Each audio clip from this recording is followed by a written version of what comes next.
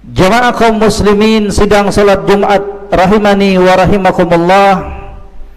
Alhamdulillah, terus membasahi lisan kita memuji dan membesarkan Allah Subhanahu wa taala akan segala kenikmatan yang tercurahkan untuk kita semuanya sampai detik ini. Kenikmatan yang tidak seorang pun dari kita mampu untuk menghitungnya. Di dalam Al-Quranul Karim Allah Subhanahu wa ta'ala berfirman, "Wa ma bikum min ni'matin faminallah." Dan tidaklah ada kenikmatan, dan jika kalian wahai para hambaku mencoba menghitung-hitung nikmat pemberianku, maka sungguh kalian tidak akan sanggup untuk melakukannya. Semoga salawat dan salam senantiasa tercurahkan kepada junjungan kita Nabi Muhammad sallallahu alaihi wasallam, kepada para keluarga beliau, para sahabat dan orang-orang yang senantiasa mengikuti jejak beliau hingga akhir zaman kelak. Jamaah kaum muslimin sidang salat Jumat rahimani wa rahimakumullah, termasuk perkara yang telah kita maklumi, termasuk perkara yang telah kita ketahui bersama, bahwa tak kala Allah Subhanahu wa ta'ala menciptakan kita, Allah pun telah menetapkan, menakdirkan rezeki untuk kita semuanya. Bahkan sejak kita berada di dalam perut ibu kita, Allah Subhanahu wa ta'ala telah memudahkan sebab-sebab rezeki tersebut untuk kita. Tidak seorang pun dari kalangan hambanya yang terluputkan dari rezeki yang telah ditetapkan oleh Allah Tabaraka wa ta'ala.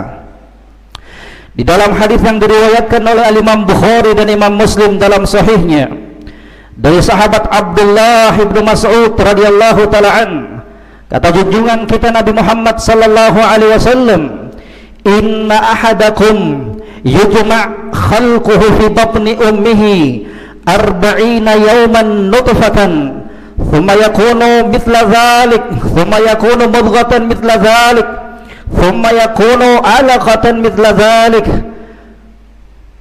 فيؤمر فيرسل إليه الملك فينفخ فيه الروح ويؤمر بأربع كلمات بكتب رزقه وأجله وعمله وسقي أم سعيد." Kata junjungan kita Nabi Muhammad sallallahu alaihi wasallam, sesungguhnya salah seorang di antara kalian telah dikumpulkan penciptaannya di dalam perut ibunya 40 hari dalam bentuk cairan mani, kemudian 40 hari berikutnya dalam bentuk segumpal darah, kemudian 40 hari berikutnya dalam bentuk segumpal daging. Kemudian Allah Subhanahu wa ta'ala mengutus seorang malaikat. Kemudian Allah Subhanahu wa ta'ala meniupkan ruh di saat itu. Kemudian diperintahkan malaikat tersebut untuk mencatat 4 perkara. Allah Subhanahu wa ta'ala memerintahkan malaikat tersebut untuk mencatat rezeki hamba tersebut, ajal hamba tersebut, dan juga memerintahkan untuk mencatat amalan-amalannya, dan mencatat apakah hamba tersebut termasuk dari orang-orang yang berbahagia dengan surga Allah Subhanahu wa ta'ala, ataukah termasuk orang-orang yang merugi dengan neraka Jahannam yang telah dipersiapkan oleh Allah Subhanahu wa ta'ala untuk para hambanya yang bermaksiat kepadanya.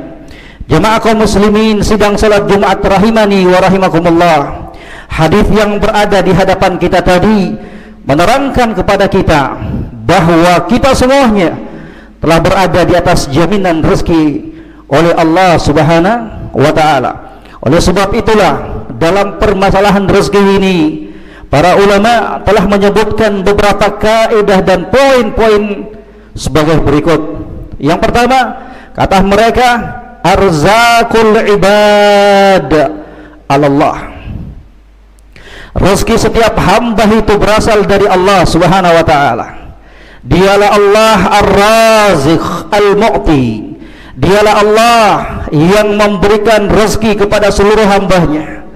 Tidak seorang pun dari kalangan hamba ini, kecuali semuanya telah ditetapkan rezekinya yang berasal dari Allah Subhanahu wa taala. Walaupun seluruh manusia dan jin berkumpul untuk meminta rezeki kepada Allah Subhanahu wa taala, maka sungguh kesemuanya itu tidak akan mengurangi kebesaran dan kekuasaan Allah Subhanahu wa taala.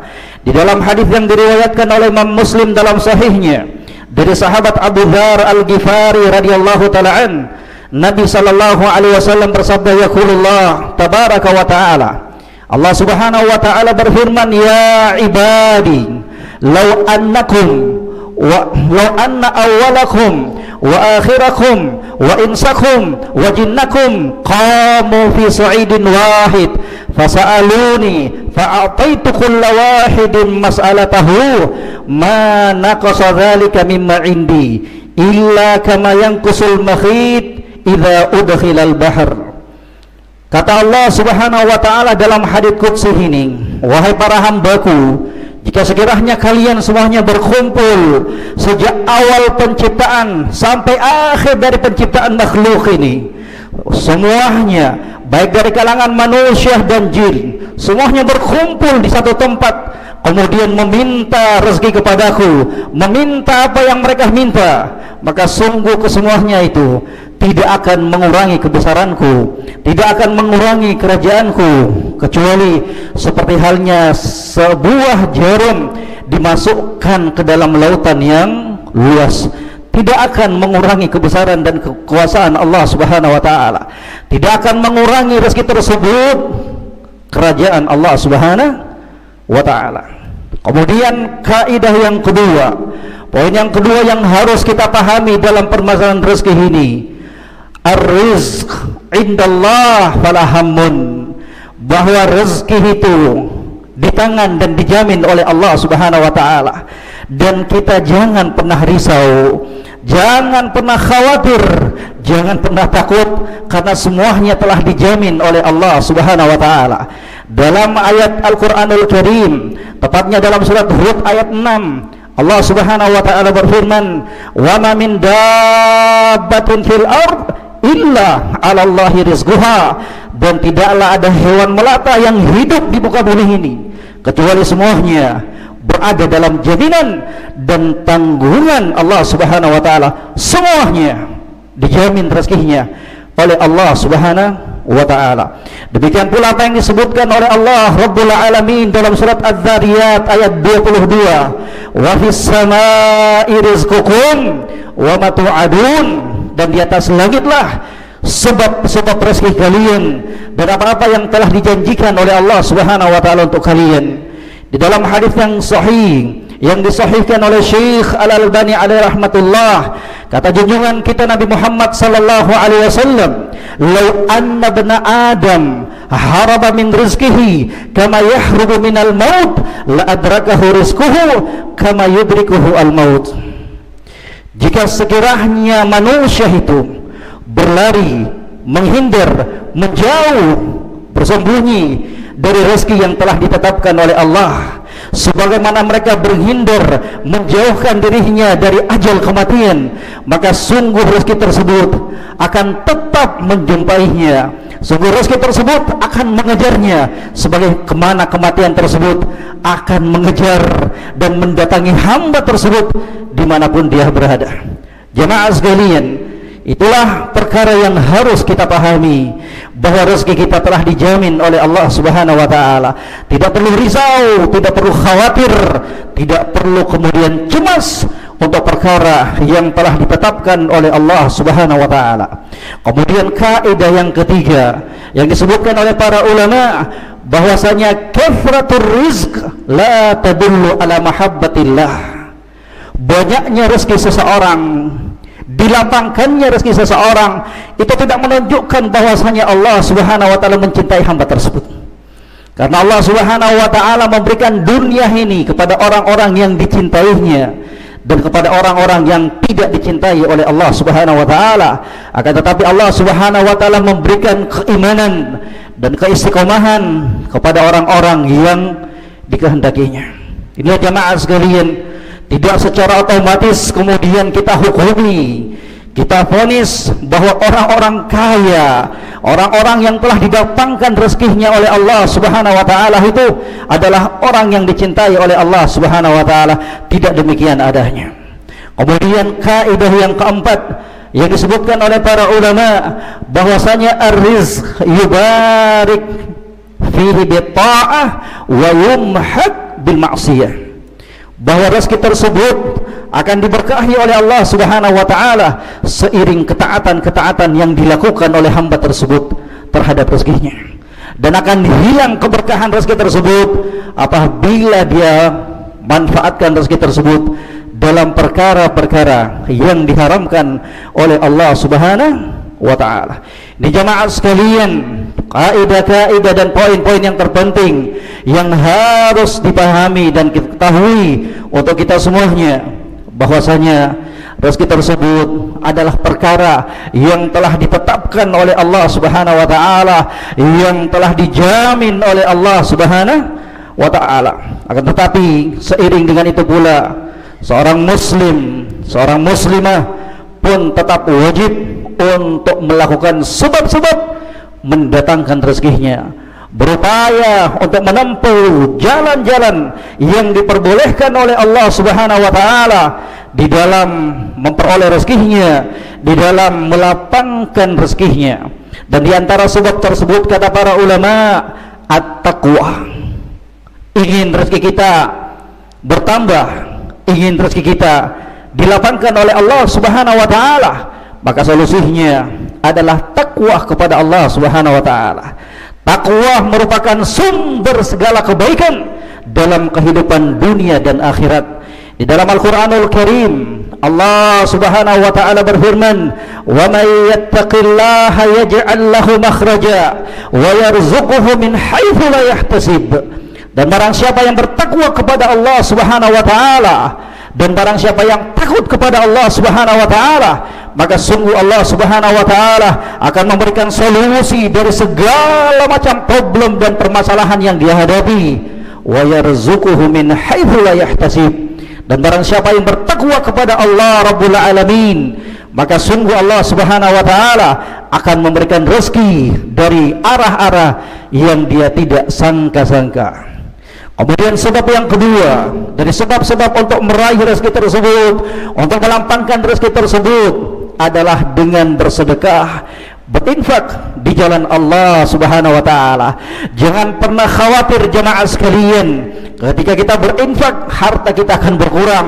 Tidak demikian, akan tetapi asumsi pemikiran seperti ini harus dibalik, bahwa untuk menjadikan kita orang yang kaya, untuk melapangkan rezekinya kita adalah dengan cara berinfak, membelanjakan harta kita di jalan Allah Subhanahu wa taala. Di dalam Al-Qur'anul Karim kata Allah Subhanahu wa taala, "Wa ma anfaqtum min syai'in fahuwa yukhlifuh wa huwa khairur raziqin." Dan apa saja yang kalian infakkan wahai hambaku, sedikitkah ataukah banyak, fahuwa yukhlifuh, maka niscaya Allah Subhanahu wa taala akan menggantikannya, fahuwa khairur raziqin, dan dialah Allah Rabbul Alamin, sebaik-baik pemberi rezeki. Di dalam hadis yang diriwayatkan oleh Imam Muslim dari sahabat Abu Hurairah radhiyallahu taala an, kata junjungan kita Nabi Muhammad sallallahu alaihi wasallam, "Ma naqasat sadaqatun min malin." Tidak akan berkurang harta yang diinfakkan, dibelanjakan di jalan Allah Subhanahu wa taala.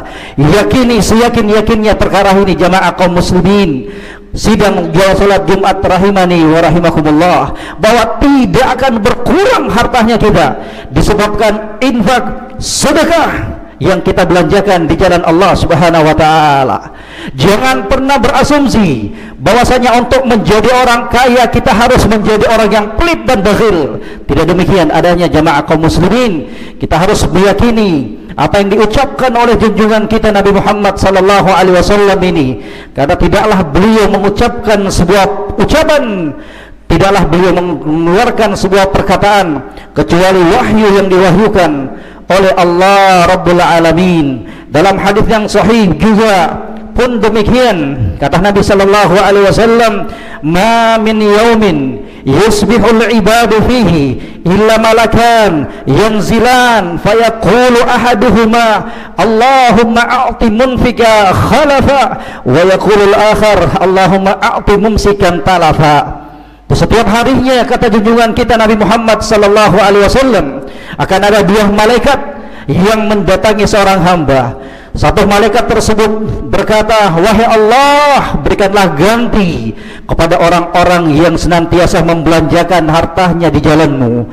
Dan berkata malaikat yang kedua, wahai Allah, berikanlah kehancuran, berikanlah kekurangan kepada orang-orang yang enggan untuk membelanjakan hartanya di jalan-Mu. Tinggal pilih jamaah sekalian, kita ingin mendapatkan doa malaikat yang baik ataukah mendapatkan doa kejelekan dari malaikat. Pilihan ada di hadapan kita. Kemudian di antara sebab-sebab untuk meraih rezeki tersebut, untuk melapangkan rezeki tersebut adalah dengan bertawakal penuh kepada Rabb kita Allah Subhanahu wa taala, dengan penyandaran yang jujur kepada Rabb-nya kita Allah Subhanahu wa taala, seraya menempuh sebab-sebab yang diperbolehkan di dalam syariat. Di dalam hadis yang sahih kata junjungan kita Nabi Muhammad sallallahu alaihi wasallam, "Lau annakum tatawakkaluna 'ala Allah haqqa tawakkulihi la razaqakum kama yarzuqut tayr taqdu khimasan wa taruhu bitana."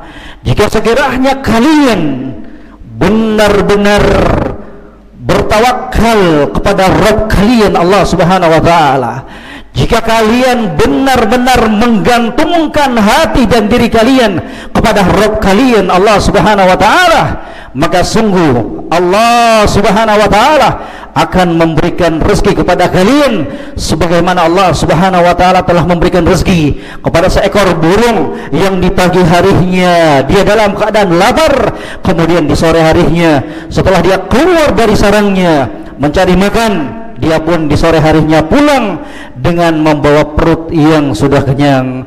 Ini jamaah sekalian, di antara sebab untuk bisa meraih rezeki tersebut, melapangkan rezeki tersebut, yaitu bertawakal penuh, menyandarkan kejujuran penyandaran diri kita kepada Rabb kita Allah Subhanahu wa taala. Kemudian di antara rezeki tersebut bisa kita raih pula, kita lapangkan rezeki kita dengan cara menjalin hubungan silaturahmi.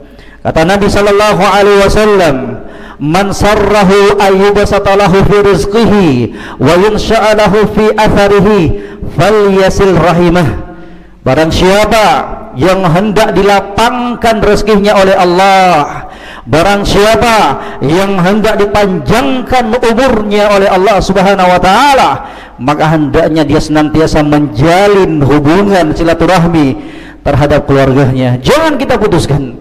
Demikian pula yang terakhir dari sebab-sebab tersebut adalah doa kita kepada Rabb-nya kita Allah Subhanahu wa taala.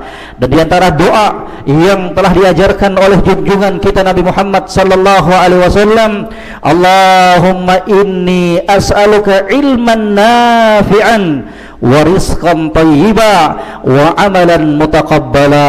Wahai Allah, aku meminta kepadamu ilmu yang bermanfaat. Wahai Allah, aku minta kepadamu rezeki yang halal. Betapa pentingnya dan betapa butuhnya kita dengan doa ini nih jemaah sekalian. Kita butuh agar kemudian Allah Subhanahu wa taala membimbing kita, mengarahkan kita untuk bisa meraih dan menggapai harta yang halal, harta yang kita dapatkan dari jalan-jalan yang diperbolehkan olehnya. Aqulu qawli hadza wa astaghfirullah li wa lakum wa lisairil muslimina wal muslimat fastaghfiruh innahu huwal ghafurur rahim.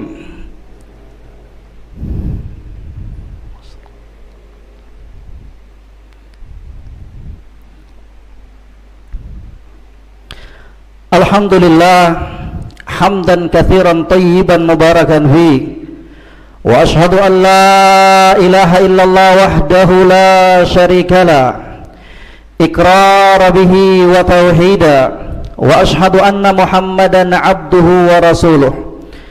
Jamaah kaum muslimin sidang salat Jumat rahimani wa rahimakumullah. Dari paparan apa yang telah kita dengarkan di khutbah yang pertama, maka di khutbah yang kedua ini perlu lagi kita ingatkan Apa yang disebutkan oleh Al-Imam Ibnul Qayyim alaihi rahmatullah, kata beliau, maka hendaknya kalian fokus memikirkan perkara-perkara yang bisa mendatangkan kebaikan untuk akhiratnya kalian. Jangan pernah risau dengan rezeki kalian, karena rezeki dan ajal adalah perkara yang telah ditetapkan dan dijamin oleh Allah Subhanahu wa taala. Jangan pernah risau jika Allah Subhanahu wa taala menutup satu pintu rezeki tersebut, maka niscaya Allah Subhanahu wa taala akan membukakan pintu-pintu rezeki yang lainnya. Mari belajar sejenak jamaah sekalian, mari merenungi sejenak jamaah sekalian, bagaimana kita tak kalah berada dalam perut ibu kita. Pada saat itu hanya satu jalan rezeki tersebut, yaitu melalui darah dari pusar kita. Kemudian setelah kita keluar dari perut ibu kita, maka terhentilah pintu rezeki tersebut, kemudian digantikan oleh Allah Subhanahu wa taala dengan air susu ibu kita yang kita dapatkan darinya. Kemudian setelah itu kita besar, kemudian Allah Subhanahu wa taala pun membukakan pintu-pintu rezeki yang lainnya setelah kita berhenti dari rezeki air susu ibu kita. Maka demikian seterusnya jamaah sekalian, jangan pernah risau, jangan pernah khawatir dengan rezeki kita yang telah ditetapkan dan dijamin oleh Allah Subhanahu wa taala. Mari kita lebih risau tentang akhiratnya kita. Mari kita lebih risau dengan amalan-amalannya kita. Mari kita lebih risau, lebih khawatir akan tempat kita nanti pada hari kiamat, karena tidak seorang pun yang bisa memberikan jaminan, karena tidak seorang pun dari kita yang mengetahui apakah kita termasuk orang-orang yang berbahagia dengan surga Allah Subhanahu wa taala, ataukah kita termasuk orang-orang yang merugi dengan siksaan yang kekal abadi di neraka Allah Subhanahu wa taala. Inilah yang harus dikhawatirkan oleh seorang muslim dan muslimah, bagaimana kehidupan dia pada akhirat kelak. Inilah yang harus lebih kita risaukan, lebih kita khawatirkan, bagaimana nasib kehidupan kita pada hari kiamat. Akan rezeki kita jangan pernah khawatir. Allahumma a'izzal islam wal muslimin wa adilla syirka wal musyrikin wa dammir a'da'ad-din. Allahumma ighfir lil muslimina wal muslimat wal mu'minina wal mu'minat al ahya'i minhum wal amwat, innaka qaribun mujibud da'awat. Allahumma inna nas'aluka ilman nafi'an wa rizqan thayyiban wa amalan mutaqabbala. Allahumma rabbana la taj'al fi qulubina ghillan lil ladzina amanu rabbana innaka ra'ufur rahim. Allahumma rabbana atina fid dunya hasanah wa fil akhirati hasanah wa qina adzabannar. Wa akhiru da'wana anil hamdulillahi rabbil alamin.